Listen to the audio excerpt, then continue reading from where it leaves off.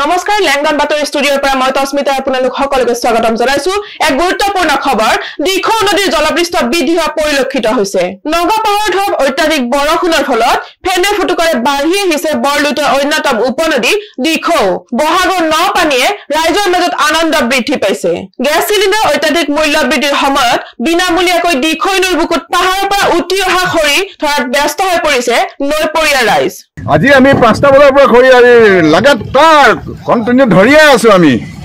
মানে দেখিছো মানে খৰি এনেকুৱা যেন দেখাই না আমি এনেকুৱা আজি ইমান দিন হল খৰি এনেকুৱা নদীত যে দিখৌ নদীত যে খৰি আহিব বুলি আমি ভবাই নাছিলো 15-20 বছৰৰ পিছতহে এনেকুৱা খৰি এবিধ আহিছে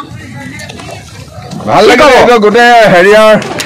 সেইটো এটা বৰ ভৰিয়া আৰু ভগৱানে দি দিছে নেকি জানো